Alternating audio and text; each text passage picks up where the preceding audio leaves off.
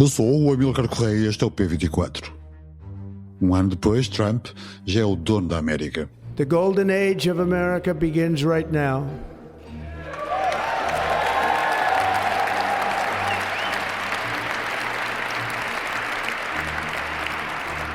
From this day forward, our country will flourish and be respected again all over the world. We will be the envy of every nation, and we will not allow ourselves to be taken advantage of any longer. During every single day of the Trump administration, I will very simply put America first. Há um ano, quando tomou posse, prometeu uma era dourada para os Estados Unidos da América, mas não foi bem o que aconteceu. Donald Trump mudou radicalmente os Estados Unidos e a ordem internacional desde então. Estava tudo previsto, ou quase tudo, no chamado Projeto 2025, o guião elaborado pela ultraconservadora Fundação Heritage. A centralização do poder no presidente, em detrimento do Congresso, o desmantelamento da administração federal, a substituição de funcionários públicos por fiéis funcionários, a instrumentalização do Departamento de Justiça para perseguir os seus inimigos, como o chairman da Reserva Federal, Jerome Powell, o negacionismo na ciência e a abolição do Departamento de Educação, a caça ao imigrante e as deportações em massa, a estigmatização das minorias, o controle político das universidades ou da liberdade de expressão.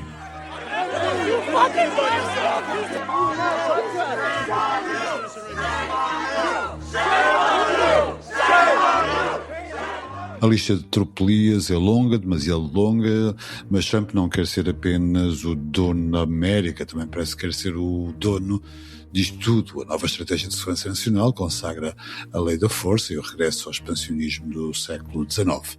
A visão imperial de Trump já teve o episódio venezuelano com o rapto de Nicolás Maduro. Quais serão os próximos? O presidente dos Estados Unidos tem pressionado Panamá, Colômbia, Canadá ou Dinamarca. A sua nova exigência é a Groenlândia. We need Greenland for national security, so we're going to see what happens. Como é que a União Europeia se pode defender do antigo aliado caso este se torne a sua principal ameaça? Neste episódio, Diana Soler, investigadora do Instituto Português de Relações Internacionais da Universidade Nova de Lisboa, faz o balanço de um ano de mandato de Donald Trump. Bem-vindos ao P24, o seu dia começa aqui. Diana Soler, bem-vinda de novo ao P24, um ano depois. Que análise é que faz deste segundo mandato de Donald Trump? E seguramente que há muito a dizer sobre estes 365 dias.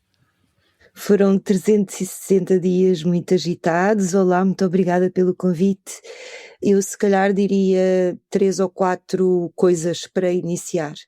Em primeiro lugar, foi um ano muito desafiante para o mundo e em particular para a Europa, diria eu, e desafiante em vários sentidos. Em primeiro lugar, porque os Estados Unidos transformaram completamente as suas prioridades de política externa, evidentemente, e a Europa caiu enquanto prioridade norte-americana, e não só caiu com estrondo, como se transformou, eu não diria ainda num inimigo, mas num potencial inimigo dos Estados Unidos. Portanto, num ano nós passamos de uma aliança na qual confiávamos plenamente, com 80 anos de história, para uma relação que não sabemos em que é que vai desembocar, mas na qual claramente não podemos confiar e na qual as maiores dúvidas que aquilo que os Estados Unidos se tornou não venha a ser num inimigo, ou pelo menos num adversário da Europa. Este é o primeiro ponto. Segundo ponto, os Estados Unidos também estão a lançar, os Estados Unidos de Trump também estão a lançar um desafio ideológico sem precedentes à Europa. Na estratégia de segurança nacional, os norte-americanos disseram que a Europa, se não se modificar drasticamente, vai desaparecer enquanto civilização dentro de 20 ou 30 anos. E o que é que os Estados Unidos preconizam para esta mudança europeia? Preconizam uma Europa de nações, todas elas parecidas, digamos assim, para se perceber o que eu estou a dizer, com a Hungria de Orbán. E condiciona de alguma maneira, ainda que não seja dito diretamente, as boas relações dos Estados Unidos com a Europa a essa transformação. E, portanto, a Europa está num dilema: ou se transforma naquilo que Trump quer que a Europa seja, mantendo uma aliança transatlântica de tipo novo, mas mantendo a aliança, ou mantém-se aquilo que sempre foi e tem que esperar pelo menos uma conflitualidade latente da parte dos Estados Unidos. Em terceiro lugar, essa conflitualidade de alguma maneira já se começa a sentir em dois pontos importantes do globo. O primeiro é evidentemente a Groenlândia, que os Estados Unidos consideram que faz parte da sua esfera de influência e, portanto, querem anexar, seja através de acordos draconianos, seja através da compra do território à Dinamarca, seja até do uso de força militar para anexar esse território. E, portanto, temos estes três grandes desafios.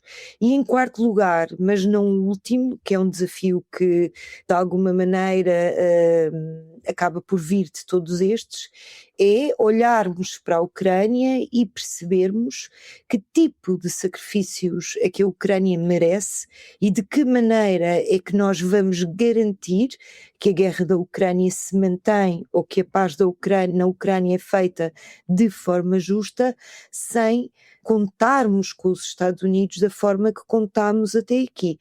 Ainda não percebemos exatamente quais são os modelos de paz que Donald Trump tem, mas percebemos que são modelos que favorecem claramente a Rússia e não há nada, pelo menos por enquanto, que nos faça acreditar que isso vá modificar-se daqui para a frente. Na lógica de Trump, Estados Unidos e Rússia são aliados e cada um tem a sua esfera de influência.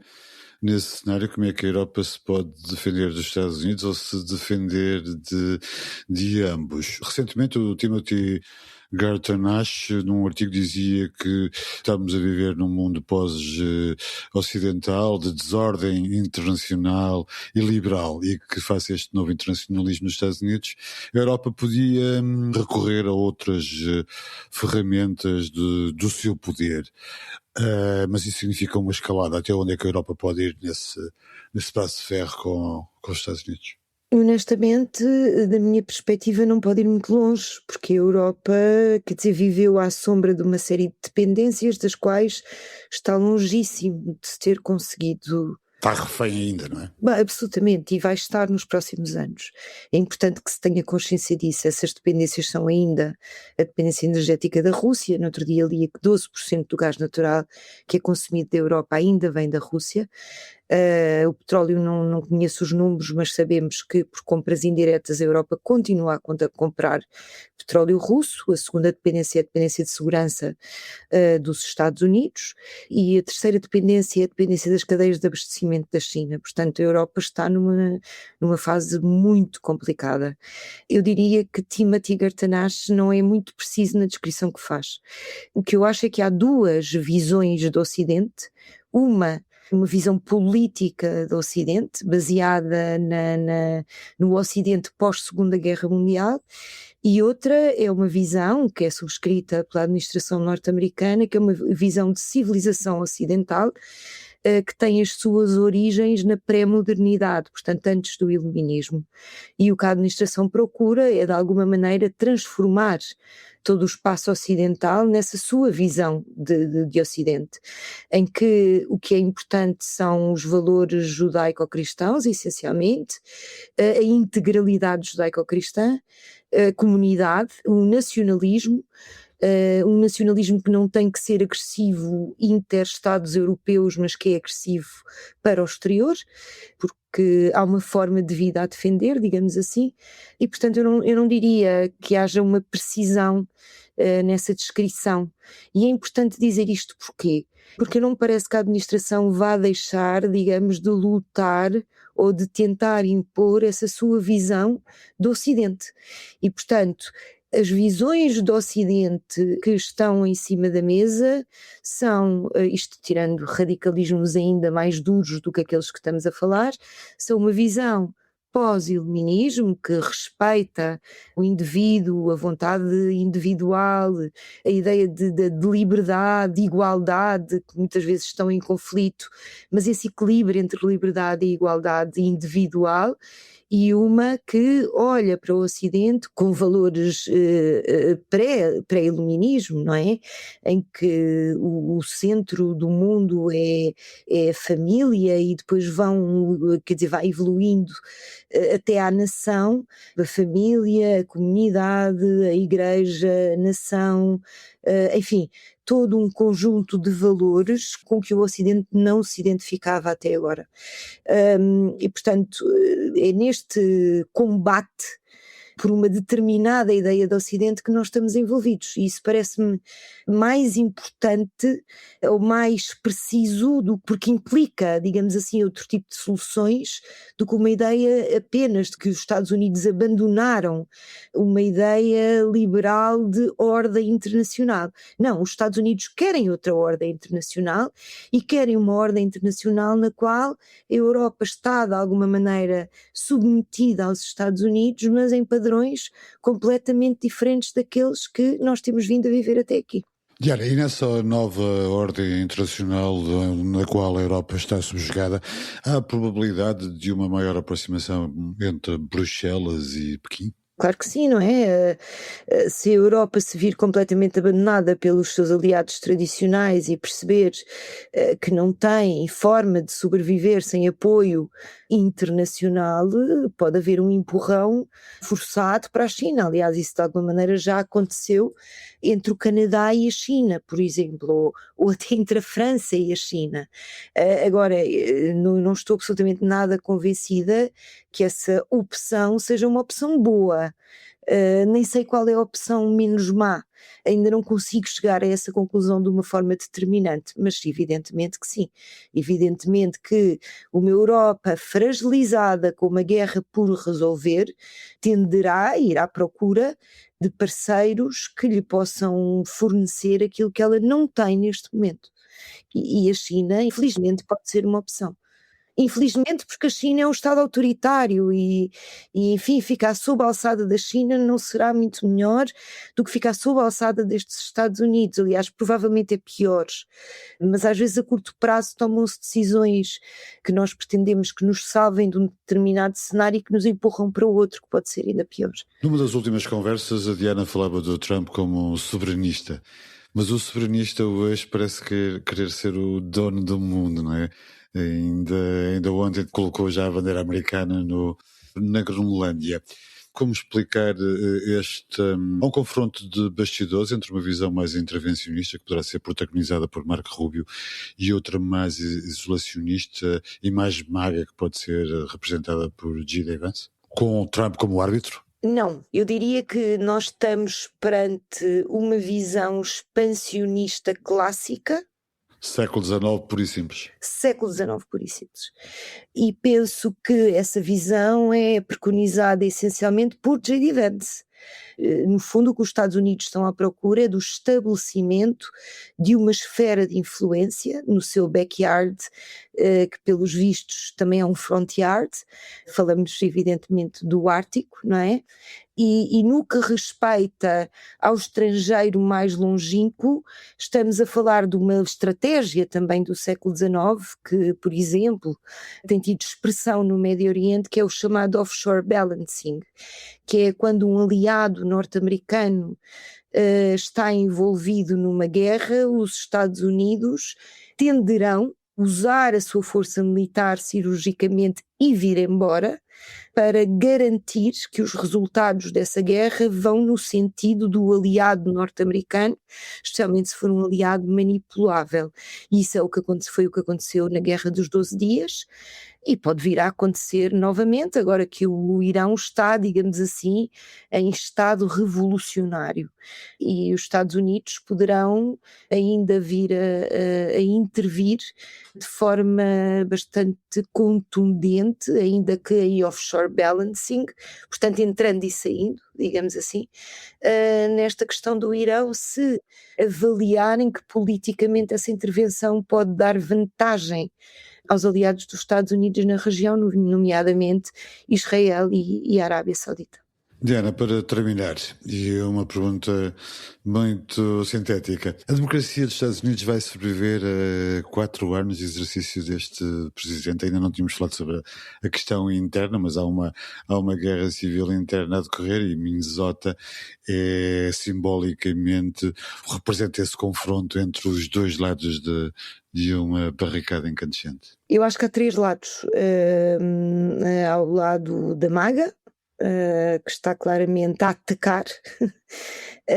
Há uma esquerda mais revolucionária que está a responder aos ataques. Por isso é que alguns responsáveis do Minnesota, nomeadamente o presidente da Câmara, acho que de Minneapolis, pediu que não houvesse expressões anti-ICE na rua. E depois temos uma América das instituições que está enfraquecida, claramente. Aliás, isto no Minnesota mostra um atropelo absoluto de pelo menos 2 instituições, da Polícia Federal, por um lado, que é uma instituição que passa, a responsabilidade dessa instituição é do Estado Federal e não do Estado estadual, do Minneapolis estadual e não do Estado Federal, e as ameaças da lei da insurreição, que também são uma intromissão grotesca do poder estadual. Portanto, eu diria que sim, que estamos aqui próximos de um confronto difícil de saber qual vai ser o fim. Portanto, a minha resposta direta à pergunta se a democracia americana vai resistir ou não, eu acho que vai depender muito das instituições. Não consigo dizer que sim ou que não, porque vejo ataques de muitas direções e não vejo instituições suficientemente fortes para resistir a esse ataque. No entanto, a história dos Estados Unidos conta-nos que as instituições se podem refazer, desfazer e refazer a uma velocidade completamente alucinante. Agora, que instituições é que conseguiram sobreviver daquilo que se está a passar, não sabemos exatamente. Espero que sejam as democráticas. Esperamos que sim, Diana. Diana Sálvaro, muito obrigado por ter vindo ao P24. Obrigada. Ontem, Israel demoliu em Jerusalém Oriental as instalações da sede da agência da ONU que presta assistência aos refugiados palestinianos. O ministro da extrema-direita, com a pasta da segurança, Ben-Gvir, diz que foi um dia histórico e que os apoiantes do terrorismo, numa referência à agência da ONU, estão a ser expulsos. מי אמר שתומכי טרור לא יכולים לבנות? זה האנשים הטובים. O vice-presidente da cidade de Jerusalém disse que, com a ajuda de Deus, e cito, destruiremos, eliminaremos e aniquilaremos todo o pessoal da UNRWA, agência da ONU. Palavras para quê? Saiba mais em público.pt. Obrigado por ouvir o P24. Voltamos amanhã. Para não perder os novos episódios, subscreva este podcast do Público na sua aplicação preferida. Para além deste programa, há mais para descobrir em público.pt/podcasts. O Público fica no ouvido.